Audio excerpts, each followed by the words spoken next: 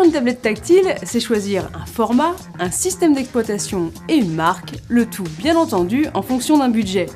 La plus célèbre est l'iPad d'Apple. Mais il existe désormais une multitude d'autres modèles qui font tout aussi bien. Voici quelques conseils pour choisir la vôtre.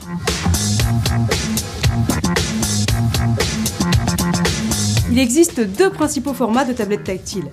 Les grandes tablettes, dont l'écran atteint 10 ou 11 pouces, et les petites de 7 ou 8 pouces. La taille est le premier des critères à prendre en compte. Si vous comptez l'emmener partout, mieux vaut peut-être choisir une petite, mais ce sera forcément au détriment du confort offert par un modèle plus grand. Deuxième critère, et non des moindres, le système d'exploitation.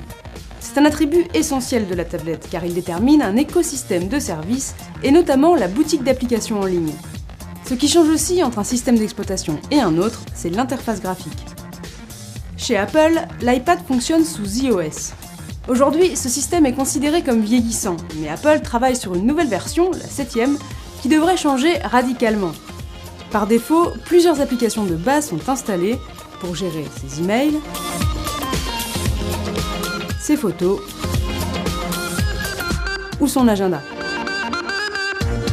L'assistant Siri permet de piloter sa tablette à la voix. Quel temps fait-il à Paris ? Voici le temps à Paris, France Centre aujourd'hui et dimanche. Pour personnaliser l'usage de l'iPad avec les applications de son choix, on accède à l'App Store, la plus riche et la plus contrôlée des boutiques d'applications en ligne. Les autres constructeurs optent le plus souvent pour Android de Google ou Windows 8 de Microsoft. Sous Android, on entre cette fois dans l'univers de Google, avec ses services Gmail, Maps ou bien encore Chrome. La boutique, c'est le Google Play Store, qui est désormais aussi fourni que l'App Store d'Apple. Android diffère un peu d'un fabricant à l'autre, car Samsung, Sony et les autres peuvent personnaliser l'interface et ajouter leurs propres applications. Amazon et Fnac, habitués des livres électroniques, ont même poussé la personnalisation à l'extrême pour lancer leur propre tablette tactile. Ces modèles sont des cas un peu particuliers dans le sens où toute la navigation est centrée sur leur marque et bien sûr sur leur boutique. Notez au passage qu'un livre électronique est beaucoup plus confortable qu'un écran lumineux pour la lecture. Le dernier des trois principaux OS est celui de Microsoft. Windows 8 fonctionne avec un système de tuiles dynamiques qui donne accès aux fonctions. Le système peut reprendre l'apparence d'un PC classique.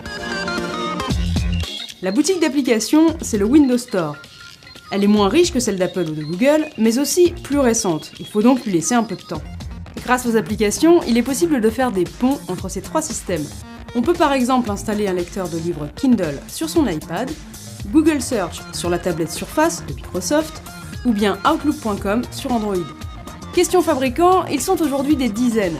Alors pour se démarquer les uns des autres, ils varient les matériaux, les formats, les tailles et les accessoires. Par exemple, la tablette Surface de Microsoft peut être livrée avec un clavier. La Samsung Galaxy Note 8 est quant à elle équipée d'un stylet. Au moment de choisir, regardez bien les connectiques disponibles. Il est pratique de pouvoir brancher une clé USB pour lire ou transférer du contenu. Un port de carte mémoire vous permettra aussi d'étendre la capacité de stockage interne. Elle est toujours très inférieure à celle annoncée puisque le système et les applications installées par défaut en occupent une bonne partie.